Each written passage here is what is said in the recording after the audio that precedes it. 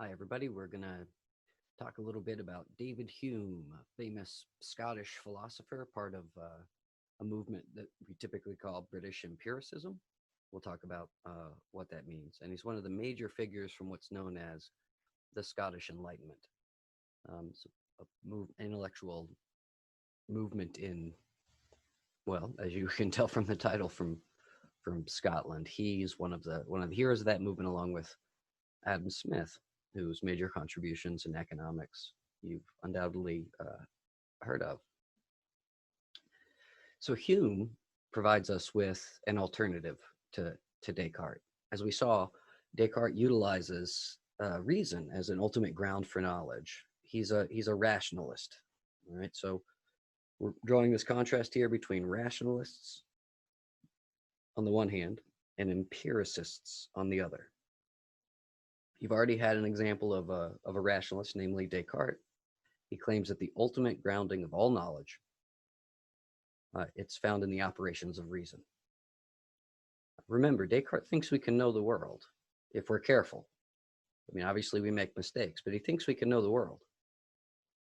But why can we know the world? Well, that knowledge of the world is grounded in our clear and distinct ideas, which are themselves grounded in an all-good God, right? And we discover this through the operations of reason, and hence it's the operations of reason that act as the ultimate foundation in knowledge. So by contrast, Hume is an empiricist. As I say here on the PowerPoint slide, he claims knowledge is grounded in sensory experience, not in ideas. So in contrast to Descartes, he thinks our ideas only are generated out of our sensory experience. They're not there prior to sensory experience. And so we've got a basic epistemological disagreement here. Remember, epistemology is the study of knowledge, the theory of knowledge, how we know what we know. So the big questions here, as you can see on the slide, right, how do we come to know what we know? Is the process of acquiring our beliefs reliable? Is it justified? So Descartes says, ultimately, yes, it's justified. It's justified by our clear and distinct ideas. They're guaranteed by God. Our process is paying attention to those clear and distinct ideas, and only to those, and not allowing our will to extend beyond our intellect. If we do that, we will have reliable results. And what we're going to see here is a very different position in terms of epistemology in the work of David Hume. Again, he's an empiricist.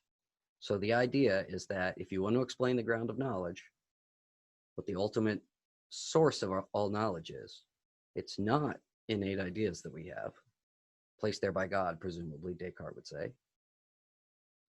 It's rather sensory experience.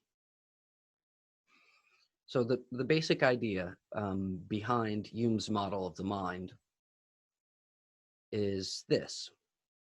All of our thinking originates in sensory data. He calls these impressions. And you can think of the word kind of literally, right? You see particular colors or shapes or hear particular sounds, it impresses itself upon you when you hear it for the first time, see it for the first time. And so these basic bits of sensory information, whether they be from sight, from hearing, from taste, any of this stuff, those are the building blocks of experience. Those are the things that allow us to generate ideas in the first place.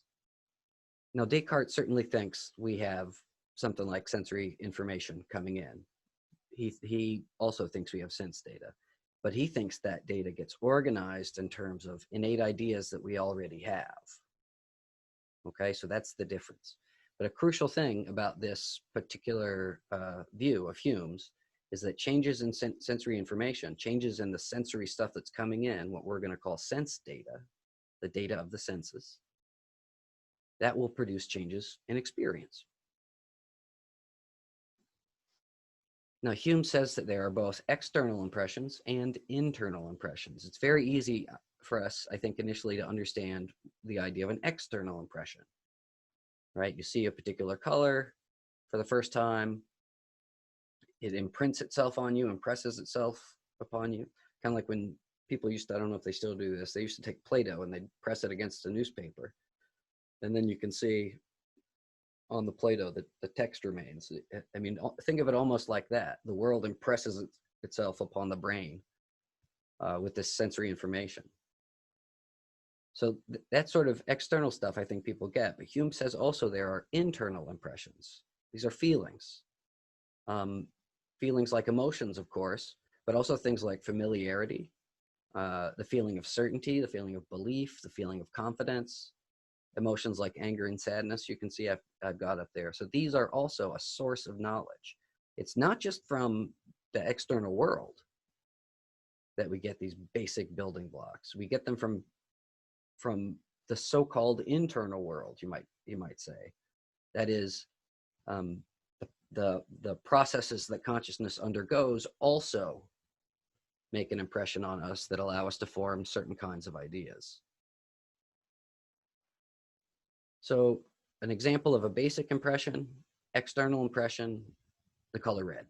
Here you go, you've got it. Now, obviously, you've seen this color lots and lots of times. The fact that you know the name of the color suggests already that you have an idea that corresponds to the impression, right? So this is at the most basic level of an external impression. And Hume's crucial claim is that, when we're thrown into the world, we don't know anything, but we start to have these experiences where we encounter for the first time things like colors and sounds and feelings and shapes and emotions.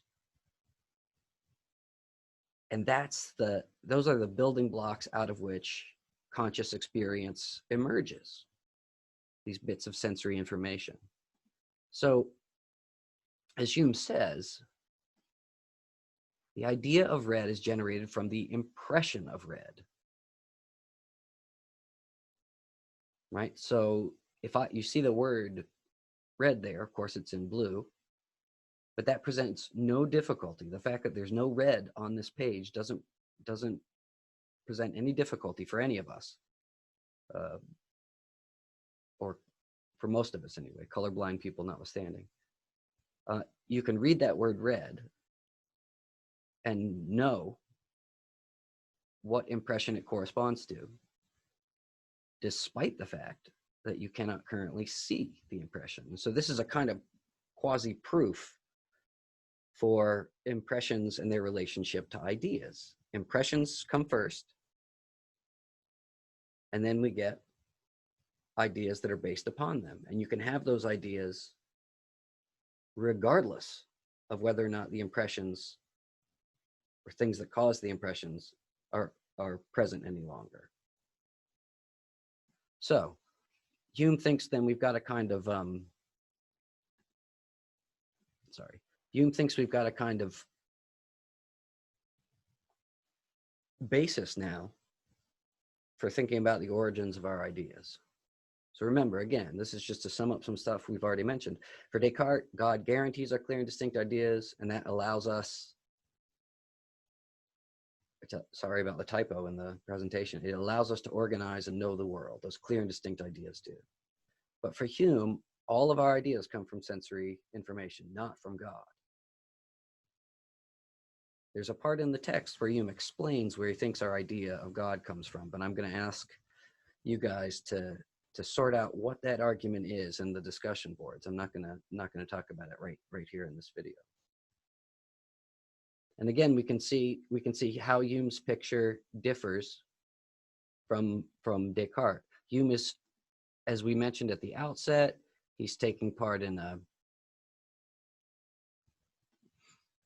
movement, namely British empiricism. And that movement before him, the progenitors of the movement are philosophers like John Locke and George Berkeley. So Hume is taking part in this particular tradition that is a response to Descartes' rationalism, right? The view that that knowledge is fundamentally grounded in reason.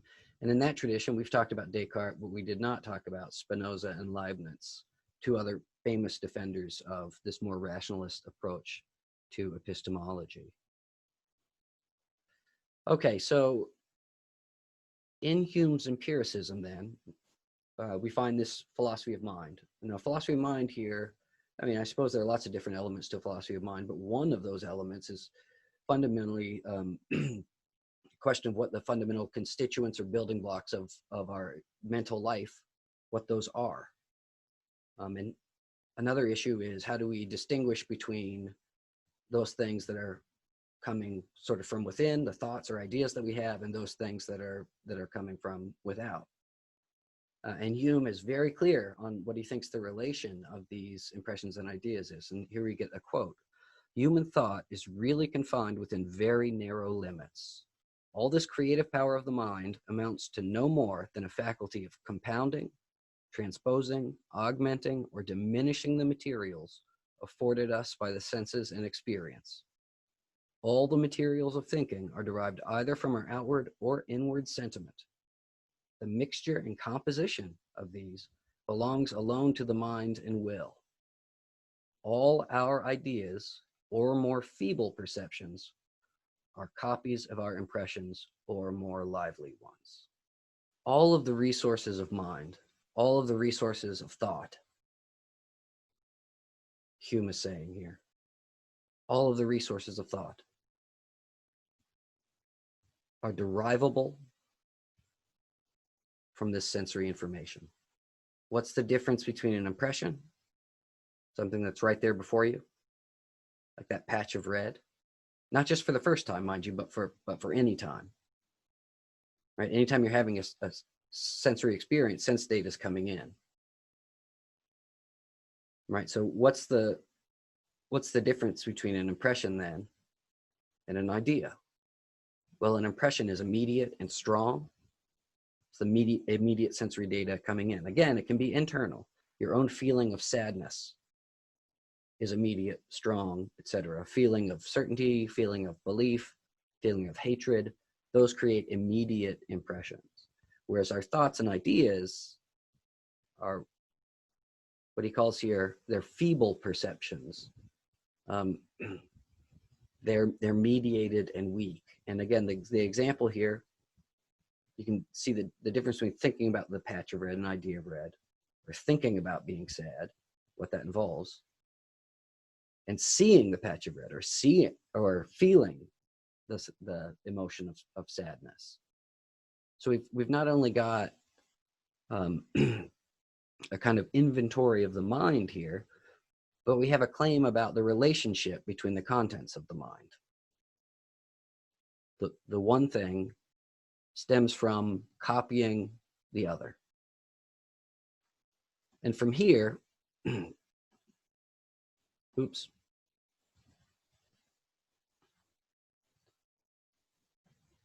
From here, we get Hume's claim he gives two arguments for this view of the mind. And here they are very quickly. We're going to consider them one at a time. He says, all ideas can be resolved into corresponding impressions. No matter how complex they might at first appear, the challenge for the rationalist is to show the empiricist that there is some idea that cannot be so reduced. Now, this is me summing up Hume, not Hume's words. So the idea is here, pick anything you want, any concept you want. And you can show that that concept can be analyzed down into immediate corresponding impressions. And this applies not just in the simple cases, but in the more complicated cases. So he's really saying all of our experience involving, the categorization of the world in terms of the thoughts and ideas we have, all of our experience can be analyzed down in this way. Now we'll return to the second argument. I'll show the slide again when we do, but let's get into some of the details here. So we have an idea of a hippogriff, and when you see this guy here, it's an image from Harry Potter. When you see this hippogriff, you experience it. Oh yeah, that's a hippogriff. Maybe you didn't know the name. Maybe you did. Hippogriff. So where does it come from? Well, you can analyze. Nobody's ever really seen a hippogriff, right? This was generated using computer technology. So where did this original idea of a hippogriff come from? How did anybody ever come up with it? And I think we see pretty clearly that, you take the idea of this this bird, a griffin, it's like an eagle-like bird, take the idea of a horse, you shove them together, voila, you get a hippogriff. So here's a complex idea that's put together out of other ideas. Now, each of these other ideas, idea of a horse, idea of a hawk, those are also put together out of more basic ideas. Remember, the simple impressions are things like color, sensation, right? Most of our experience involves much more than the very simple impressions. That's what gets our cognitive system going and enables us to have thoughts. But then those thoughts shape what we experience. And what Hume is saying is, take any thought that you can have and you can trace it back to sensory conditions. Sensory conditions plus the operations of the mind, the operations of thinking, explain any experience or any idea that you have. That's his claim. So, when we get to the eagle, the griffin of hippogriff, hippo means horse in ancient Greek. But when we get to the eagle, we have the sensory impressions of the colors, whatever sounds it makes. The fact that it flies matters for our experience of the thing as an eagle. Particular shapes that it has, we recognize it as a bird, for example. Maybe there are even particular smells, I really don't know. But that pattern of sensory information is processed by the brain, gives us the experience of this bird. Something similar happens with the horse. And then we take those two ideas, which themselves come from sensory impressions, we shove them together, and we get the hippogriff. Okay, but the point here is that the eagle is itself not a simple impression. It's an idea, right? Because we're taking these very simple impressions and putting them together. And so that's what explains our experience. And it's important here to distinguish two kinds of things that Hume is claiming. There's an epistemological order, that is an order into how we're justified in knowing what we know, and an order in terms of where our ideas come from, the processes that produce them. And that's different from the causal order. So one question is, how do I know if this is right or where this comes from, right? And one order is, what actually produced this? What made this happen? Now, if my hand gestures have been a little misleading, I apologize, but here's the way to think of this. Start with an experience right here, okay? And you want to know what produced it. So to start with an idea here. You analyze it backwards into its corresponding impressions. So that's the epistemological order. Start with your ideas, analyze them down into the impressions that ultimately produce them. But how do we get these ideas? Right? We want to know where they come from. We analyze back into sensory impressions. But when we come out of the womb, there's a causal claim being made here. When we emerge into the world, those ideas are produced through our sensory experience. And it's because of the causal order, as we develop, we get these impressions, convert them into ideas, etc. It's because of the causal order that the epistemological project becomes possible. It's because these impressions caused me to have these ideas that I can examine the ideas back down into impressions. Okay. The second argument that Hume gives here basically amounts to a principle. If you deprive somebody of the means of an impression, you also deprive them of the corresponding ideas. And you think of persons who are blind and deaf, or persons who lack the sense of smell, or pick your sense, right? The idea here is, if they don't have those immediate impressions, they can't form the corresponding idea. That's the claim. And Hume says, we've got to, think about this. And when we do it, we should think about these examples. We should think about people who are birth blind rather than people who have had sight and lost it, right? Because if they had sight, then they could have received the impression of blue and thus formed the idea exactly corresponding to ours. And so, that's no objection to the theory. But somebody who is birth blind, they've never seen anything. Is it possible for them to form an idea of blue? And we want to be pretty careful here. So a lot of times when we talk about blind people, we do it imprecisely. Like there are folks who are legally blind who, experience tons of color and stuff. Even birth blind people might experience tons of color and certain kinds of shapes and stuff like that. So that's just a fact about blindness, that it's a range of conditions. So to form an idea of blue, that idea, it has to correlate with whatever sensation it designates. So if, let's see, I see all these, I have all these images of colors, but I'm otherwise blind. I might very well have blue presented to me, those shades presented to me, but I wouldn't know that those were blue, right? I wouldn't have anybody to correct any misperceptions that I had. I mean, again, assuming that I'm getting splotches of color, that's what light is. That's what my eyes are able to process. Assuming I'm getting splotches of color, I'm not really seeing objects. I couldn't correlate the impression with the idea.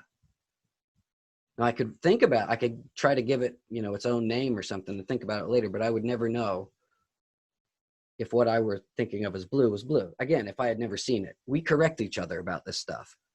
So how do I know that what I see as blue is really blue? Well, I guess in one sense you don't, but you know that you can use it in practice with everybody else, right? Because we're constantly negotiating our perceptions with each other, pointing out our mistakes. Anyway, a person who is birth blind would never be able to know if the memory of a particular color was in fact the idea of, say, blue that somebody has. That doesn't mean, though, that they can't have some idea of color. Even somebody who there was no light whatsoever that got in, they had completely empty ocular cavities, even somebody like that, it would be a mistake to say that Hume's view entails they cannot have the idea of blue. We know that blind people can talk fluently about colors, right? They can describe things as being of particular colors. They can use the words in a way that is probably indistinguishable from the way that we would use those words. So what's going on here? Does this show that Hume is wrong? Clearly, blind people, birth blind people, have some idea of color terms. I mean, they know that black is darker than white, right? They might even know that that red and green are complementary colors. So they have some idea. Hume's claim, though, is that whatever their idea is, it will not be identical to the idea of somebody who has sight. So I tried to capture this in that last point there on the page. But Hume can concede all of the above. The claim is that the birth blind have a different, though similar, idea of blue. They know it's one of many colors. They may know lots of things about how it fits in the color wheel, the color spectrum. And likewise, this differing idea is explainable through the absence of the exactly similar impression. So why don't the blind have an idea of blue exactly similar to the sighted? Well, they lack the corresponding impressions. So again, I've spent a little bit of time on this example because I think it's important to see what Hume is saying. He's not saying that persons who are deprived of a sense are completely without any concept of the things that they're deprived of. They have some concept of it because these are complicated ideas in certain ways. I mean, blue also, as a concept, relates to other colors, even relates to certain emotions, etc. It functions in our language, and Hume is fully aware of this. Still, the idea that you get of blue, if you've never seen it, is different from the idea that you get if you have. And that's the core thing that Hume needs to say here, that all ideas can be traced back to corresponding impressions. The idea of blue for a birthblind person can also be traced back to impressions. They just won't be impressions of color. They won't be visual impressions. Okay, so that's not really a counter example to Hume.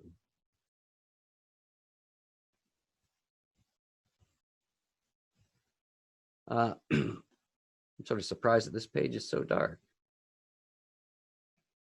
So one of the things that we see here is there's a kind of tremendous cognitive workload that brains have to do, that minds have to do in order to have experience. And this is true even of Descartes, right? Where the mind's ideas are kind of filtering experience. I mean, Hume has the same sort of picture. Our ideas are organizing the experience that we're having. That's why we can see a hippogriff, because inside there's all this cognitive processing going on that's converting sensory information into this complicated thing that we're aware of. So again, the model of perception here is that it occurs through the transmission of little discrete atomic bits of data, sense data, and that sense data is then processed into experience. It's a kind of computer model of the mind, right? You've got input, say binary code, and that binary code through some processing is then turned into the images that you see on your screen right now. And Hume discusses some kinds of relationships among our ideas that sort of make them generative. And I'm not going to spend much time talking about this. I mean, just to give you a couple examples, we have this idea that heat, the impression of heat, comes from fire. Why? Because in our experience, those things have gone together. And so when we have the one thing, we connect it causally with the other.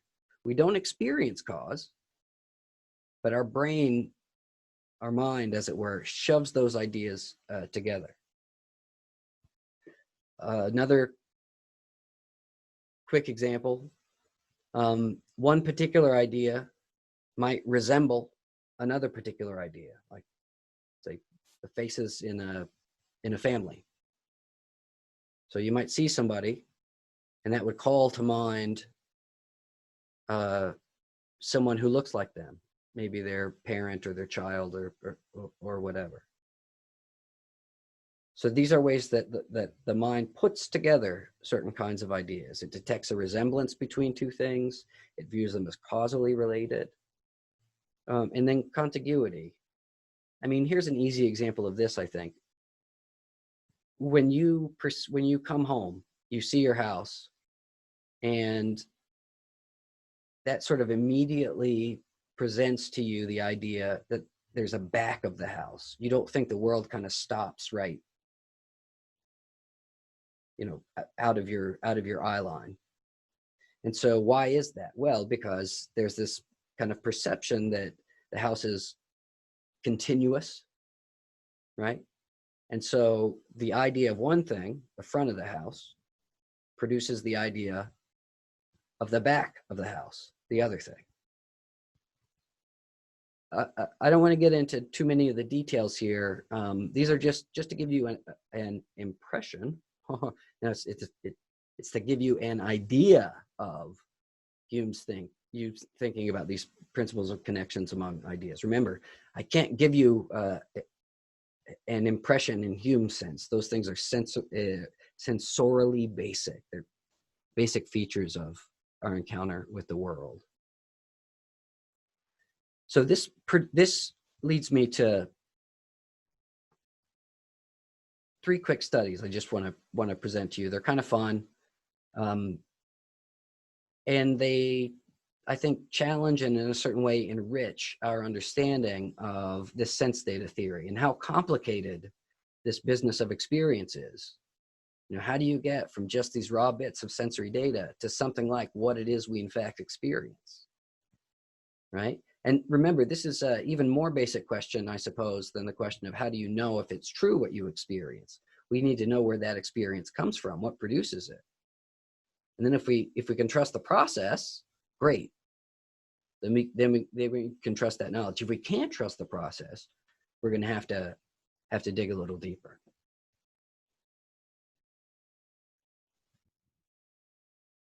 It's a gradual change test. Watch this short film and try to spot the change. Only one thing will change.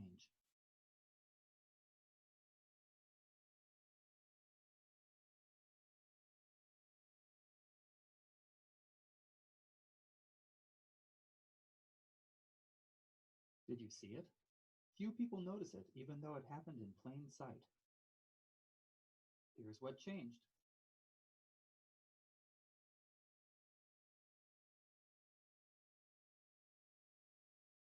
We think changes draw attention, but we don't realize how much we can miss. We're blind to our own change blindness. Now that you know what's changing, you can actually see the change happening. It just doesn't draw your attention automatically. Watch it again.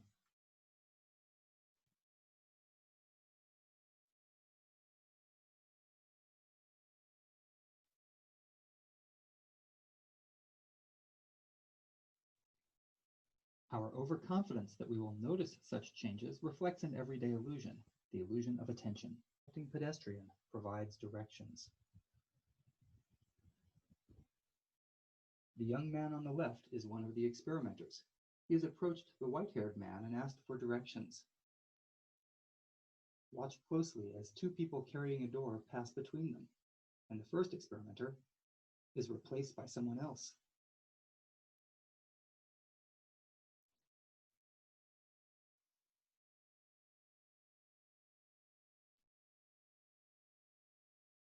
Like many of the people in this study, the pedestrian was entirely unaware that he was talking to a different person.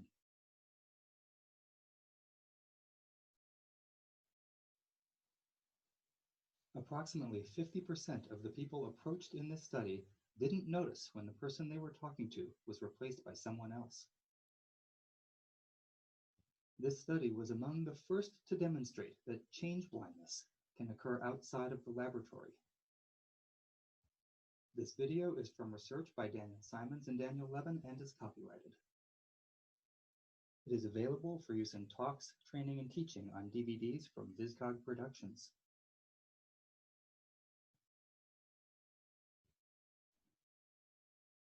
This is a test of selective attention.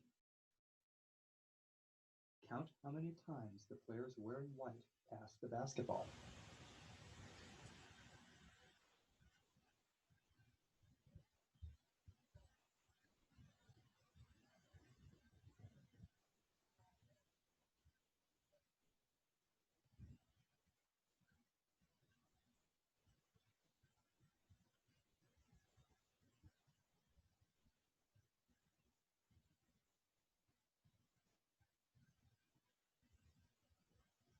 How many passes did you count? The correct answer is 15 passes. But did you see the gorilla?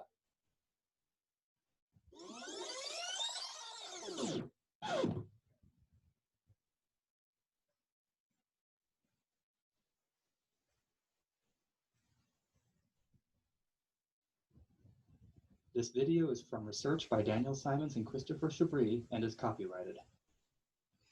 It is available for use in talks, training, and teaching on DVDs from VisCog Productions. Learn more at theinvisiblegorilla.com.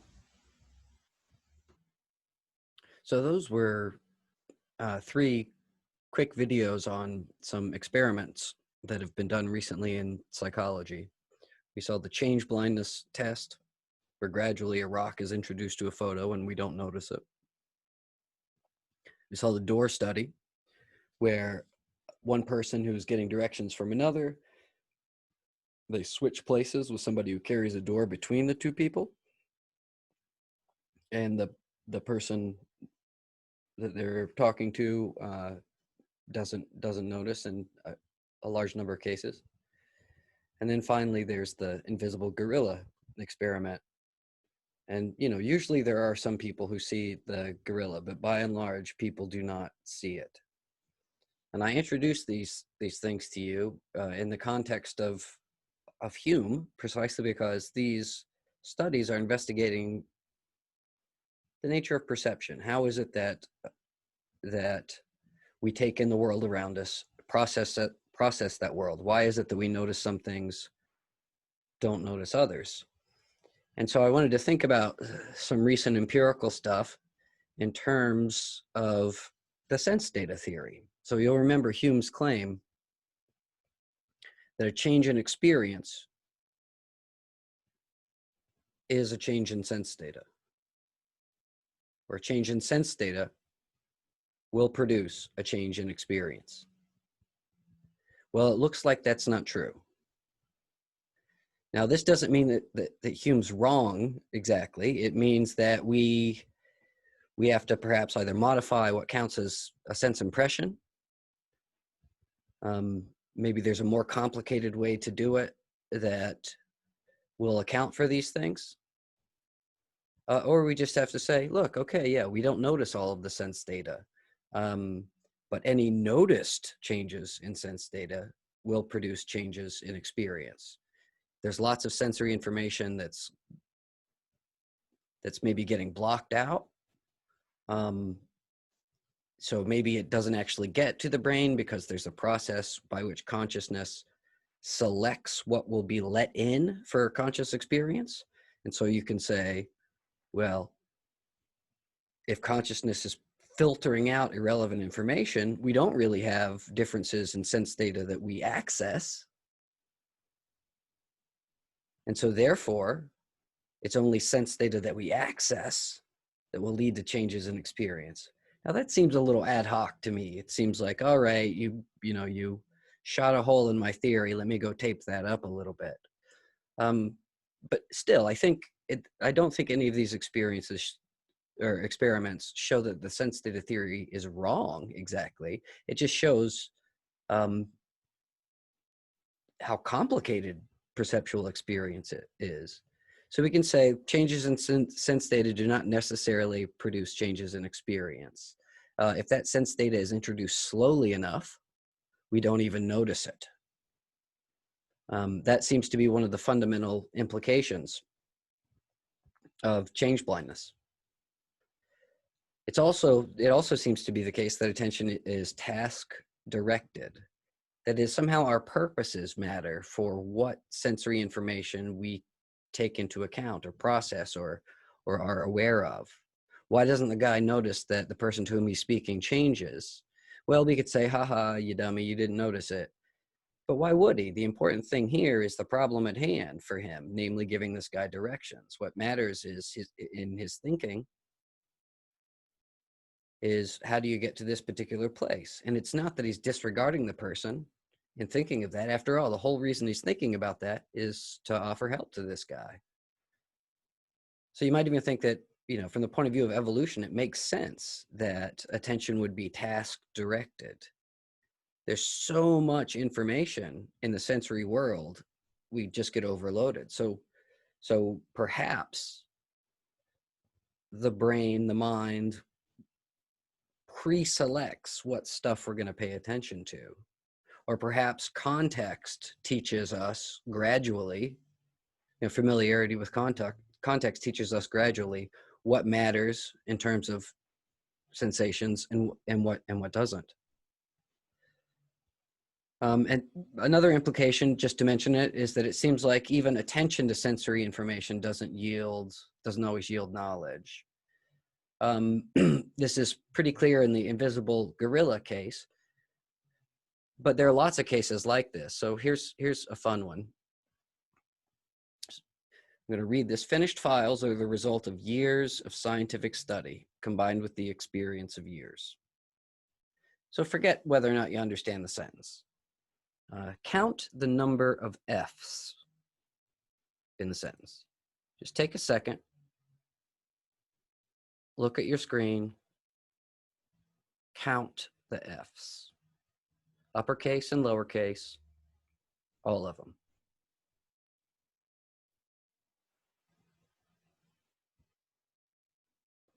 Go through each word maybe with your finger under it and see if you can get how many F's there are.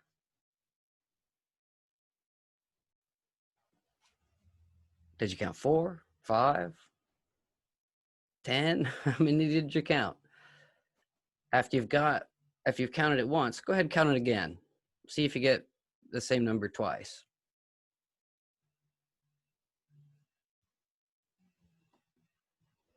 There's 6 F's. There they are in red. Did you get it right? Well, a lot of people don't get it right. Let me just go back to that. A lot of people don't get it right. And even if they get it right one of the times, they don't get it right the other time. What does this show? Well, look, all of the sensory information was there. There was no trick. There was no change blindness. And your entire purpose, your task, was to count those F's. So now we've oriented consciousness toward this task. I'm just going to pay attention to which letters are F's and which ones aren't. And then you look. And yet a large number of people get the answer wrong. So there's something weird going on, right? And this does seem to be a challenge for at least the most simplistic view of the sense data theory, because it's all right there. Our task is to look at it, figure out what it is, take our time doing it. And yet so many of us get it wrong. Okay, so this is a kind of crowded page, but I'm going to think about, again, how complex perception is here. And experience. We aren't aware of the sense data we're exposed to, it seems like. We're wrong about what sensory information provides us sometimes. The case of the counting F's as well as the change blindness experiments seem to say that. So there's more to experience than just what the world presents us. What we see is there's more to experience than just sensory data. We contribute something to how experience is organized. And again, even to what sensory information is relevant. As I put it here in the PowerPoint, it says, it looks like we contribute something to how the sensory information is organized and even to what sensory information is deemed relevant biologically speaking. Very gradual change seems to escape our experience unnoticed, perhaps because such changes posed no immediate risk to the survival of our evolutionary ancestors. Noticing something coming to eat you matters to our perceptual systems, to our reproduction. The growth of the tree doesn't matter to our reproduction, at least not in anything like the immediate way that some tiger coming to chew us up would matter. So perhaps evolution has carved out perceptual experience given reproductive pressures, expediencies, etc. Maybe that's what shapes the way we experience things. Again, what we're trying to do here is complicate the picture a little bit. Hume doesn't need to deny that we contribute something to our experience. Remember, he has got this notion of these principles that operate, that associate our ideas, that lead us from one thing to the next. And he never says he can give a complete inventory of those. Rather, he says that in principle, you could do it. Um, Still, the sense impressions for him are building blocks for possible knowledge of the world. Ideas come from those. Once we have those ideas, you can get knowledge also of things like the relations of ideas. Like once you understand mathematics or arithmetic, you can know that 2 plus 2 is 4. You can even know it with certainty. But all those concepts have to come out initially of sensory experience.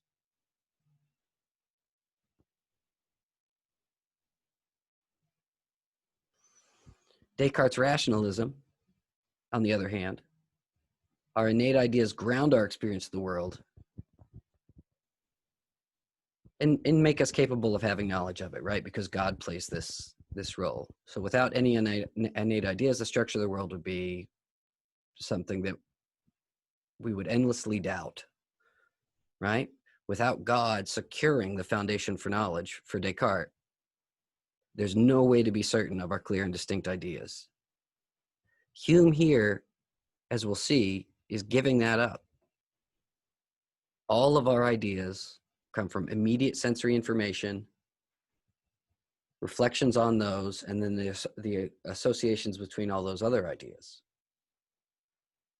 So all of our experience is still out of these building blocks of sensory data.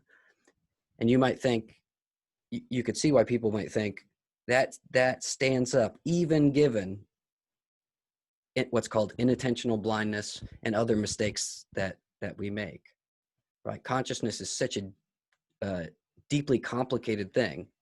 And the things that produced our modes of consciousness are also deeply complicated. So it's fine to say that we contribute something to the shape of our experience and still be an empiricist, right? That's not in principle a problem for Hume. So here's a famous example in Hume. It's the example of what's called the example of the missing shade of blue. And it's a pretty quick example, but we're going to spend just a second on it. And I'm just going to show you this blue scale here. So remember, we're still talking about impressions and how they work. And the missing shade of blue is an example that Hume discusses as a possible exception to his idea of impressions. So let's try this. Look at those shades, two on the left, two on the right, and see if you can form the idea, the thought, the image in your head of the missing shade. And again, I'll give you a second to do it. Right? Maybe try to think of it, maybe close your eyes and think of it, and then open your eyes and see if it's the right shade, see if it stands in between those two other shades in the right way. If it doesn't, try again. So get a nice vivid idea of that missing shade of blue. All right, there's the shade. Now, if you think back, can you compare the two shades? The one you imagined, the idea, and then this one that was missing. And do you recall, or are you able to tell how close to accurate you were? On a scale of 1 to 10, take a second and just think about whether or not you were 10, totally accurate, 1, not even close, like you were imagining red for some reason. I don't know. All right.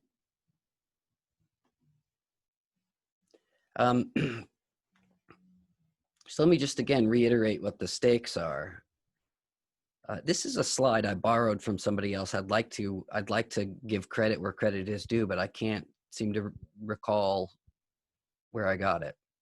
But it's a kind of stock slide, but it sums up, I think, very nicely this missing shade of blue business. So the problem here for the empiricist is that if you can form an idea of the missing shade of blue, it means that it's possible to form an idea which has no corresponding impression. And this goes against their principle that nothing can exist in the mind that has not come through the senses. So that's why Hume is thinking about this,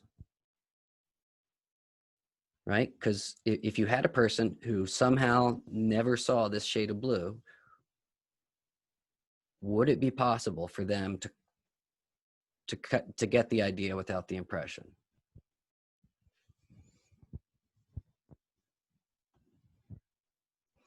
All right, so let's go back to your imagining, you're having the thought of that missing shade of blue that we saw before.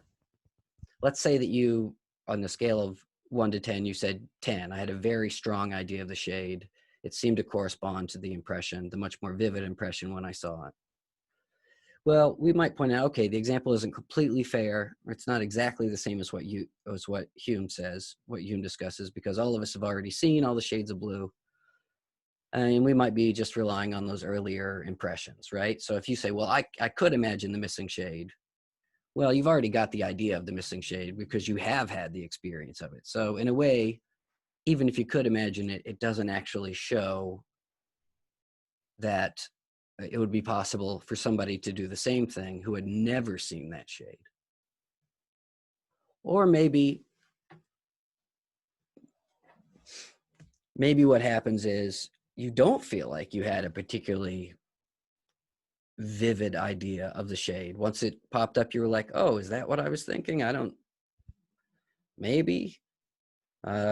Certainly, you weren't contemplating maybe purple or whatever as the missing shade, but still, maybe the vividness of it was pretty weak.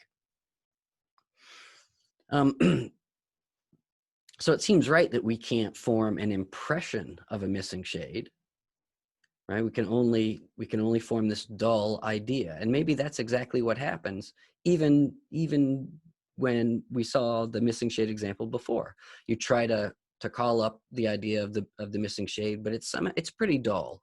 It doesn't really correspond. So here, as I say, we can form some faint idea, but by comparing two other shades, but that's consistent with Hume's overall view. So yes, ideas can come from impressions, or do come from impressions, but ideas also come from other ideas. Two ideas can be combined to form a novel idea, as in the hippogriff, or the example that Hume uses is the example of a gold mountain. You have the idea of what the color gold, you have the idea of mountain, shove them together, you can conjure up an image of a gold mountain in your mind. Well, maybe that's what happens with the missing shade of blue. We have these two impressions. We can form the idea of the missing shade by taking the ideas that correspond to those impressions and combining those ideas. Now, I'll admit this is a slightly technical question, but obviously, if we're providing an inventory of the mind, we want to know how the mind works. We want a theory that doesn't have exceptions, right? And so Hume mentions this as a kind of theoretical possibility. He doesn't actually think, of course, that there's ever been a missing shade of blue for anybody per se.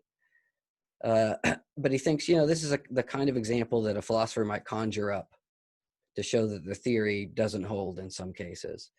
And he basically brushes it off. He says, yeah, well, it's such a rare, weird case that who cares? We're not going to worry about it. And then he just kind of goes on. So here, this is what he says. He says he acknowledges the example, but claims that, quote, this instance is so singular that it is scarcely worth our observation and does not merit that for it alone we should alter our general maxim. So in other words, this claim that all ideas come from impressions holds.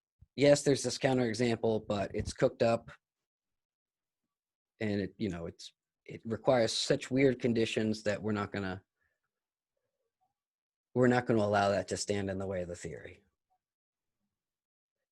Now, this is just a side thing here. I recently saw this ad, or I guess it was a report, where scientists alleged they had discovered a new shade of blue. Now, there's the link. You can go to that link and check it out. But there's something deeply fishy about the claim. You discovered a new shade of blue. And as you watch the video, you'll see, oh, they're not really talking about a shade of blue. Here we see this kind of Mino problem, right? If it's remember the Mino paradox. If it's a missing shade of blue, if we've never seen it before, how would we possibly recognize it, right? It seems like there's a difficulty there. And related to that, the bottom point on the slide here, if it's truly new, nobody's ever seen it before, your computer monitor couldn't display it. You couldn't watch a video of it, right? Because you've got to represent that color in a binary code and then have it come up again on your computer. But that wouldn't be possible if your computer couldn't already represent that color. So I don't know. You can go check it out for shits and giggles, as they say. It's only about a minute. But what they seem to be really talking about is a new kind of material that produces a substance with the shade. All right. That's maybe a spoiler alert, maybe not. But it's interesting to think that the possibility of discovering a new color doesn't really exist. Like our knowledge in that respect seems pretty solid. Although this is tricky too, right? Remember that in some cultures, in some languages, the colors are different. Not totally different, but they don't have as finely grained shades, and that affects their perception as well. Their ideas of what colors there are affects their perceptual experience of color. Okay, so just to sum up here, to end on Hume, I want to make you just remind you of a few things here. Both Descartes and Hume think we can have knowledge of what Hume calls relations of ideas. So there's no disagreement about that. 2 + 2 = 4. Yeah, we can have certain knowledge even of that. Hume's very clear on this point.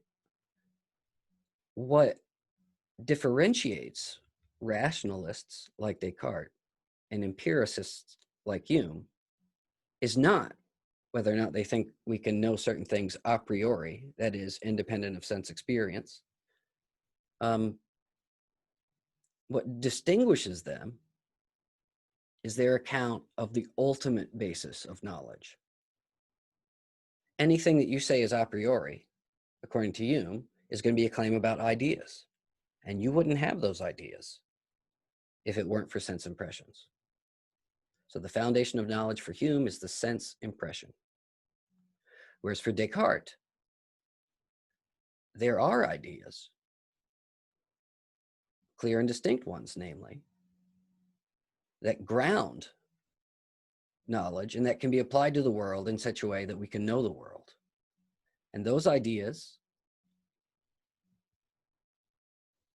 are guaranteed by God. That's how we know, that's their truth. They're not grounded in sensory experience, although they apply to it and can be used to describe it. They come directly from God, as it were. Ultimately, though, Hume is skeptical about any kind of absolute knowledge of things once we have this philosophy of mind and this epistemology in place. It turns out when you start looking for things like the self, where is your impression of the self? We have an idea of the self. Where does it come from? Anytime we sort of turn inward and try to get that impression of the self, we get only a little part of it. So how is it that we ever come up with an idea of a me, of a self that exists through time? Folks, I look nothing like I looked when I was 9 months old. The cells in my body are different. Some of my DNA is different. Certainly my hair is different. So where's the impression? I mean, I have a feeling like I'm the same, but that's just a feeling. So maybe there is no such thing of this self as this self. Maybe it's just an idea that we use to organize our experience.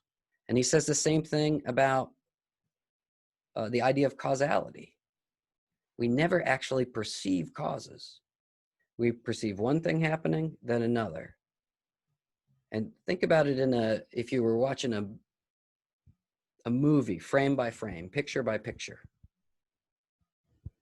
The first frame, there's a guy with a wheelbarrow. Next frame, there's a guy with a wheelbarrow in a slightly different position. Next frame, there's a guy in a wheelbarrow with a slightly different position, etc. Point to causation. You got one thing following another. We feel like there's a cause, but that's a feeling. We feel certain. Again, that's a feeling. Where's the sense impression of cause? And Hume says, we don't have it. So not only is it true that all of our ideas can be traced down into these impressions, it's also true that we're going to discover that a lot of our ideas don't have any basis in that sensory reality. We take we take simple ideas based on immediate impressions, and we wind up doing all kinds of crazy stuff to them and then believing the results of that. And Hume's saying, look, our knowledge is of these immediate impressions, they're basic ideas, and when we combine them in the right ways, great, we get relations of ideas and that works out. But a lot of the ideas that people are utilizing, philosophically speaking, Hume says, aren't based in sensory experience. And so he says in a famous passage, so throw them in the fire. We don't need them. So the ultimate ground of our knowledge turns out to be a kind of habit.